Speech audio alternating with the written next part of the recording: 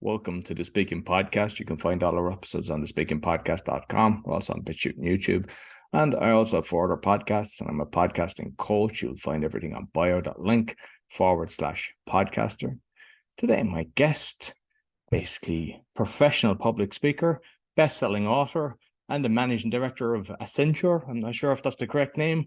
Please welcome Victoria Pelletier. Did I do it justice to your surname? Pelletier. You can blame the French-Canadian husband for that. But thanks for having me. No problem at all. So I mentioned a few things, but you might let the listeners know, who's Victoria? Yeah, so I'm a career-long corporate executive. I was promoted into an executive role at a very young age at 24 as COO of an outsourcing company, and have stayed in that field ever since. And yes, it is Accenture. I work for Accenture. I lead one of their industry portfolios, so professional services, consulting, technology, and services business.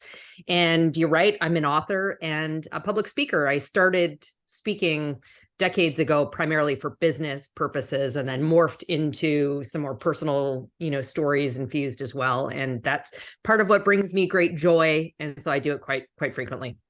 Okay, excellent. So I always like to know the speaker's journey. So you might let me know how you kind of got into the speaking role.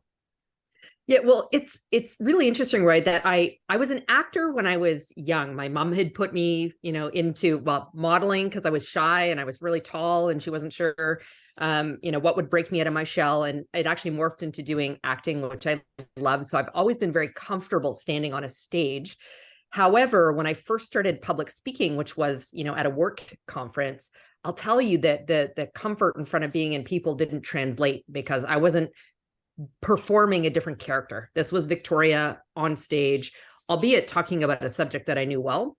And that was my foray into public speaking. And so regularly doing at industry conferences or events. And obviously with practice, I'm sure you as a coach, you'll say the more you do it and the greater confidence you gain and skill you gain in doing it.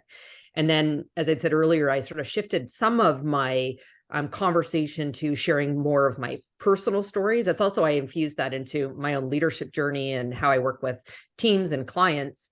And so now I do a mix of topics related to resilience and overcoming adversity. And that's where I'll talk about some of my personal journey and story, to talking about diversity and inclusion, something I'm exceptionally passionate about, to leadership and culture, or very kind of topical elements related to the work that I do and the clients I support every day. Okay, excellent. So I'd love to know, you mentioned decades. You're still a young woman, but with the speaking, we always kind of look back and go, oh my God, what did I do? Because there's a lot of people, they aspire to be speaking, or they're just kind of getting out of the starting ring. What kind of advice would you, I suppose, give to yourself, but basically give to the listeners that now that you went, oh, when the penny dropped in different things? Yeah, I think the first one is not to be completely scripted. And so that was a mistake I made early on.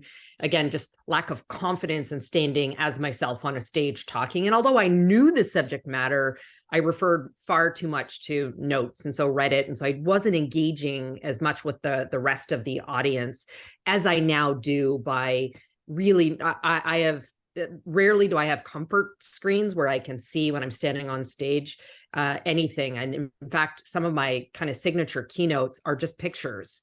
I have occasionally, if it's something new, I'm infusing a few bullet points, but I know the story, I'm engaging with the audience, and based upon the reaction, I, either dig a little bit deeper into, one element or additional sort of anecdote, et cetera. So I wish I knew that 20 years ago when I was starting. And I also wish that I knew that it was okay to be, again, a little bit more authentic and share more of sort of the personal anecdotes, personal stories, and infuse that in, because that's what builds engagement with the audience and, gets them sort of glued to paying attention, and particularly now not sitting on their phones, multitasking.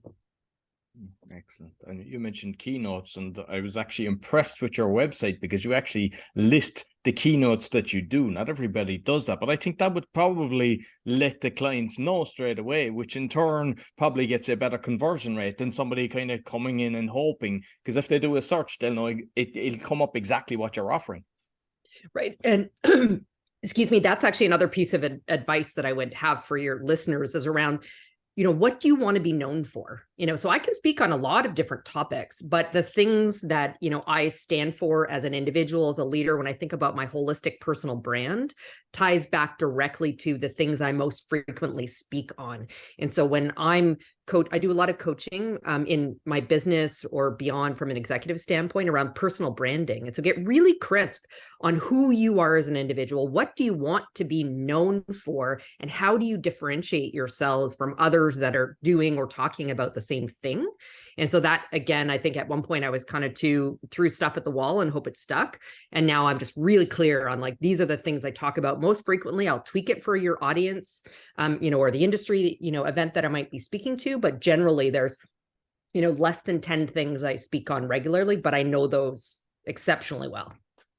And with the personal branding, because I know there's a lot of speakers that are coaches as well, maybe authors, they do a lot of different things. And same with myself.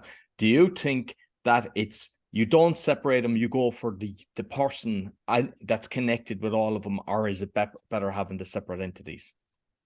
I think, people do business and or develop friendships with people they like and they trust. Therefore, they'll want to do business with, or in this case, hire us to stand on stages and share this story. And so I think personal brand needs to be a much more holistic version of oneself. So it's not just the topics we know well and can stand and speak to. It's not just if you're thinking purely from a corporate standpoint, it's not the job title you have or the industry expertise that it's who you are as an individual. What do you stand for? What are your values? If you're in a leadership role, what do you want to be known for in terms of how you lead and engage others? So I encourage people to be much more holistic about how they show up, whether it's in business, whether it's in speaking, or coaching or beyond. Excellent. And I believe you're known as the turnaround queen. You may let me know what that's about. So that ties back to my day job, if you will, my corporate work. I have been a part of 18 mergers or acquisitions or some kind of related transaction, not only within the companies I worked for directly, but for clients that I'm supporting from a professional services standpoint. I'm often put in a position to work through the synergies that it comes with. And that means making some really difficult decisions. The synergy is another phrase for cost takeout. And so how do you bring these companies together? How do you reorganize? And so making some of those really tough decisions. And then also just coming in, and I've often led distressed business units or markets. And how do you start to make that much more profitable? Or how, if it's an employee population that's not very engaged and productive, how do you move the needle with them? And so that's something I've been very effective at, and then got that nickname. And with, say, a merger, because everybody is fearing that they're going to get the P45, I don't know what you call it in America, but basically goodbye. Is it total transparency? What's the best way that you don't lose productivity? Because people get a bit shaky when they see something happening. They think half of them are going to disappear. My style as a leader is to be highly transparent, open, honest, and direct to the extent that I can. Obviously, there are some things we can't always share, but when I'm making a decision and communicating it to the team, I want them to have the context behind why we're making those decisions, and doing that as early as possible, because there's people that might be worried about being cut, as you said, but they could be some of your top performers and you want to wrap your arms around them. So get in early and fast and be as open and transparent as you can around the changes that are going forward. And then, people are going to be impacted by it. And at that point, doing it with a strong sense of humility and compassion as well, so that you don't burn a bridge. It's a very small world. And you never know who you're going to run into again in the business world that could, be a hiring manager later or a potential client for you. So always, again, humility and compassion, and direct transparency to the extent that you can. Yeah, excellent. And I've seen something else is IBM #1 global social seller. To be honest, curious about that one as well. Yeah, so LinkedIn has a phrase or term around social selling. I mean, and so that's not just LinkedIn in particular, but this is, how do it, as I said earlier, people do business with people they like, they trust, they want to do business with. We've heard about influencers. And so, lots of B2C companies want to find influencers to recommend their products or their services. And LinkedIn views those that are exceptionally well connected and engaged with their network, sharing content that resonates with that audience as a strong social seller. And they actually have a social selling index. You can go and look up your rating. And so I had been rated IBM's global #1 social seller. And that's going back to brand. I also spent a significant amount of time for, I don't know, 20 years ago, I probably wouldn't have, I did not call it my personal brand, but over the last decade or so I have, and I've been really dedicated and diligent to making sure I'm communicating broadly and using that digital channel around who I am, what I stand for, all the things we just talked about, and connecting, with colleagues, with suppliers, with potential clients or prospects as well. And so that garnered me the phrase, the #1, social seller moniker from LinkedIn. And actually, the IBM was great and sort of recognized that and asked me to come in with our IBM executives and develop a sort of a broader eminent strategy or personal branding strategy for the rest of our leadership as well.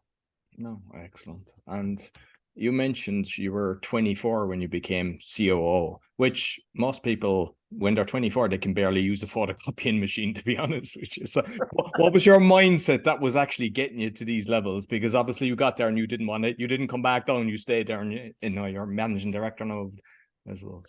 Yeah, this is a little bit of sort of the personal story I share, my why, to, borrow that from Simon Sinek. I come from a very, very difficult childhood. I'm born to a drug addicted teenage mother who was extremely abusive. I was removed from her care. I'm fortunate I was adopted into a loving home, but very lower middle class family with not a lot of money, never went on school trips, never went on, vacations. And the one thing I could control, I believed, was my work ethic and how I showed up from a work perspective. Now I had to start working very young, because if I wanted anything outside of the basics my family provided for me, I needed to buy it. So I started working at 11. By 14, I'd become the assistant manager of the shoe store I worked at. And I skipped a couple of grades. So I graduated high school young. So I was out of college or university earlier as well, but I worked through all of it. So that stretch role at 24 was because I had taken it upon myself to continue to learn more. I worked for a bank at the time while I was in university, learning all the very, around, trades and securities and whatnot, and then ultimately was leading a large operation for them. So when I got the opportunity to go and be the COO for this outsourcing company, it was because they had large financial services clients and in a contact center environment, which was my background.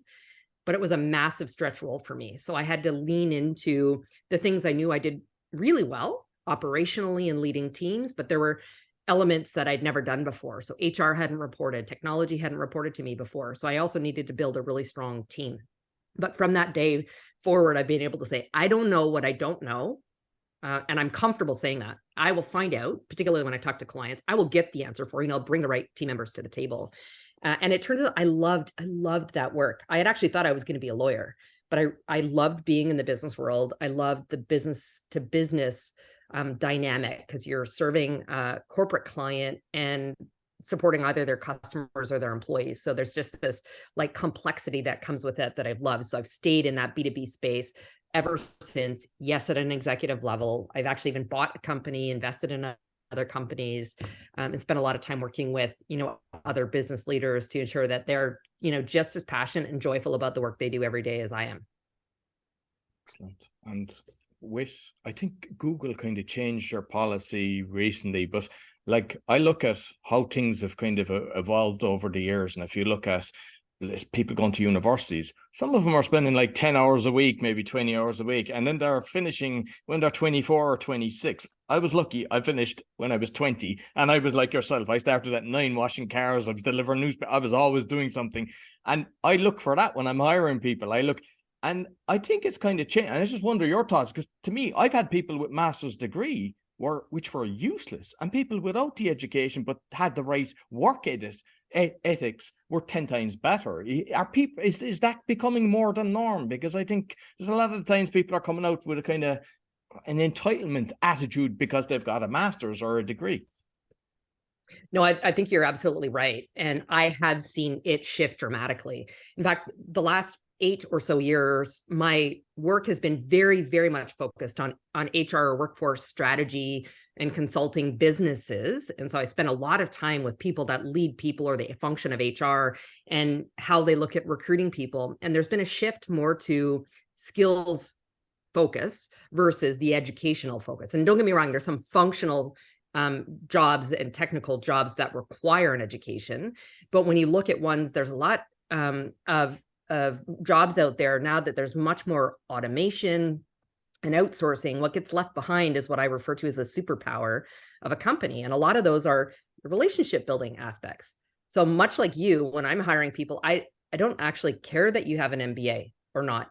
I hire for work ethic, for cultural fit, and for aptitude and potential.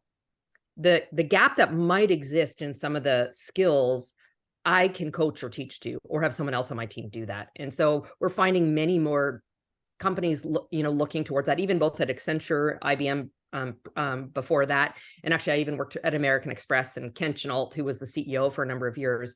There's this huge initiative to eliminate the need for the 4-year college degree for a large swath of the jobs, and really just focus on what we talked about and around skills and aptitude. And you mentioned a few different, like the IBM, the bank and everything. I think people don't realize that once it's a people business, and once you've the skill set, because most people, they get into one industry and they think they have to stay in that for their life. And for me, I love when I change, when I try something different. It's like so exciting. But at the end of the day, you're dealing with people the whole time. Yeah, absolutely. I mean, and so some people will look at, my LinkedIn profile, for example, and go, oh, well, so first of all, I have moved around every few years. I don't have a problem saying I'm 46 years old. And so for people of my age or an older generation, that's highly uncommon. They stay for, maybe not a lifetime, but significantly longer. The younger generation is much like I have been, every 2 or 3 years shifting to gain new challenge, new skills, and move on.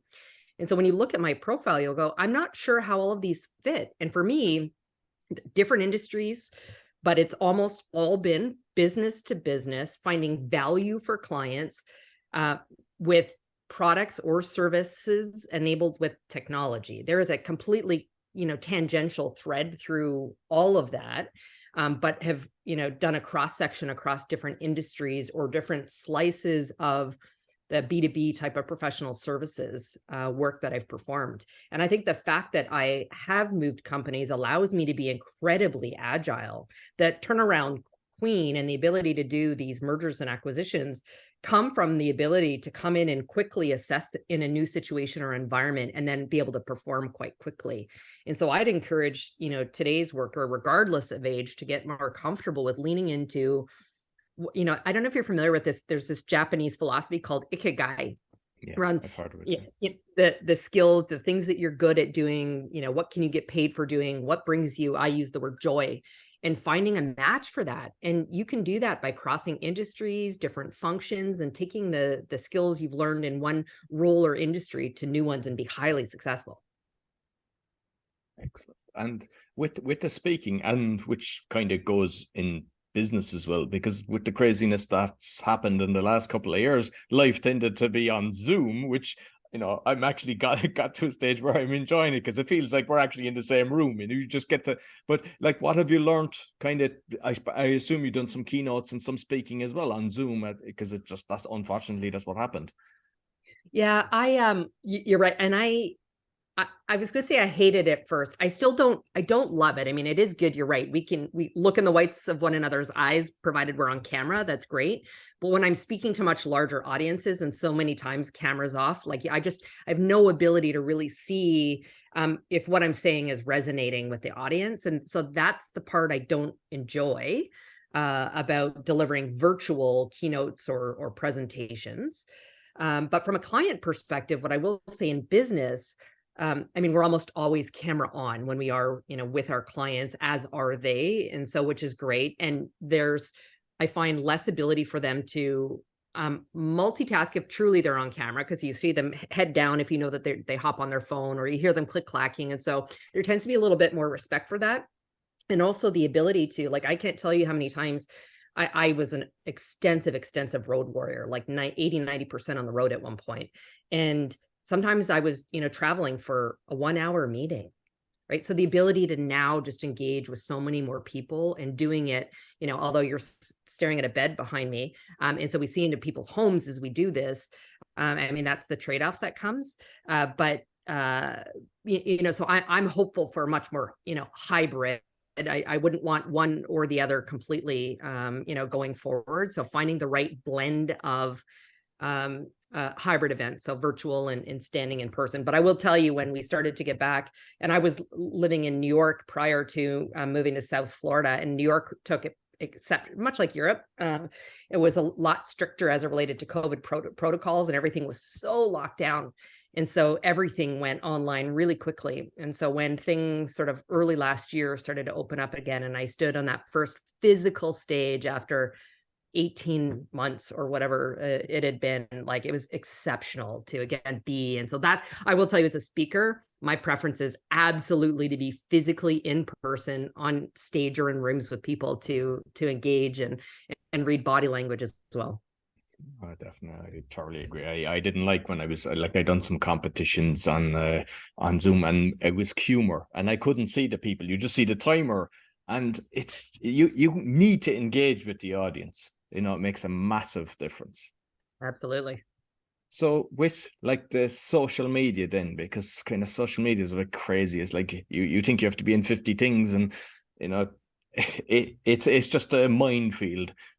What's your kind of call to which one? Do you use different ones for the different things, or do you kind of say, oh, I love LinkedIn and I'll stick, that's my main? I think so. As I talk to people about their personal brand, a big part of, so not only curating, the narrative and how you want to be known, but it's also who's the audience you're trying to gain attention from. And then making a determination from there what social platforms you're going to be on. So my audience is predominantly a business audience. So definitely everything for me sits on LinkedIn. I have, when I make posts, it goes out to Twitter. We'll have to big question mark for me over Twitter going forward. But I also have pages on Facebook. I want to, business people are on, these pure fun social channels as well. So I have pages on Instagram and on Facebook to, again, get eyeballs and ears if it's a video as well. But at some point I had to make a decision, I'm not going to be on Snapchat or TikTok. Like those aren't for me. And I had to make some choices. But I think, again, if you're trying to attract an audience, and so knowing your audience and where they're spending their time is important. So I think it's going to be unique and individual to each person, again, based upon who they're trying to engage with. So, best-selling author, what's the name of the book and what's it about? It's called Unstoppable: Changemakers Who Dare to Make a Difference.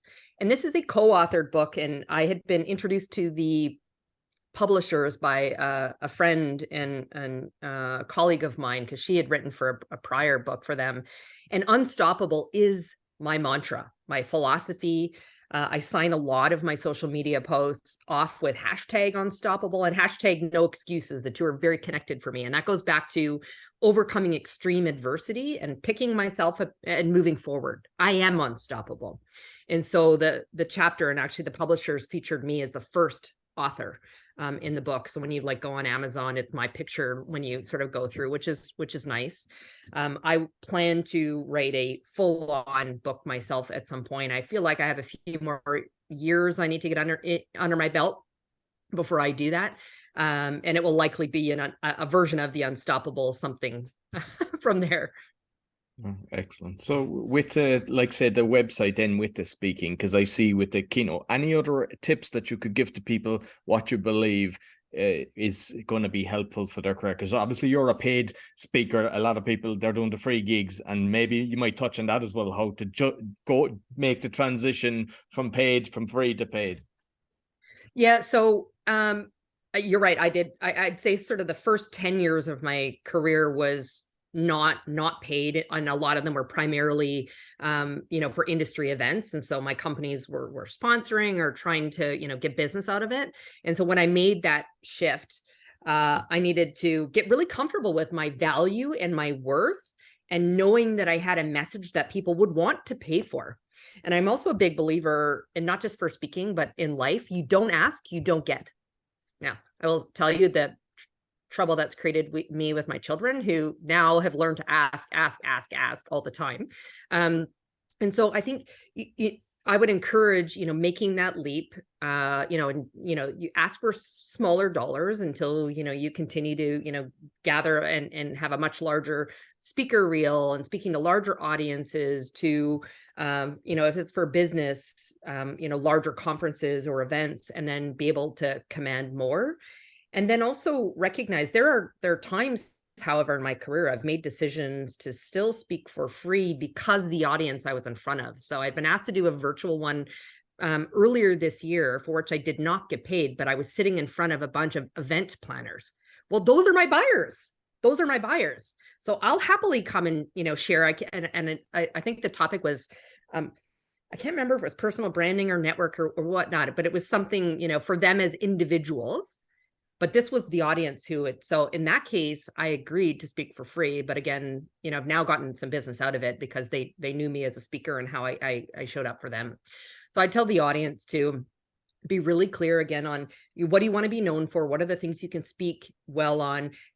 But also, people are buying that. So you look at what's hot, what are the hot topics right now, and then be confident in yourself and the value and worth that you bring, and make the ask. The worst they can do is say no. And again, you can make a decision whether it's good PR for you to do it for free or not, or just move on. Yeah, excellent. And just finally, just curious, do you use an agent, and what's your thoughts on agents? Because I've heard of kind of pros and cons with the agents. Yeah. So I am represented by a number of speakers bureaus, none exclusively. And so, there's I was going to say a love-hate relationship. I don't think there's any hate, actually. So I think it's great because you sit on their websites, but because it's not exclusive, they're not necessarily pushing you hard. People still need to find you there. So I'd encourage you to get registered with as many as possible. Greater eyeballs viewing, the topics you can speak on are great.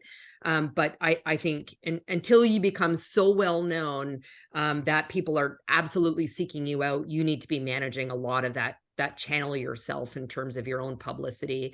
And instead, I would say, if you're going to redirect some funding, like look at getting some support from a PR perspective to, again, build your brand and build, your Google search ranking when people are searching you. Excellent. Great advice, Victoria. So you might let people know where they can find you. So as you mentioned, I do have a website, which is victoria-pelletier.com. I know it's going to be in your show notes, so I want people madly trying to take that down. Again, we talked about LinkedIn, so you can find me on LinkedIn, or if you Google me, I have worked hard for many years, so I am most of the first 10 pages or so. So you can find me, and it'll take you to all my other platforms as well.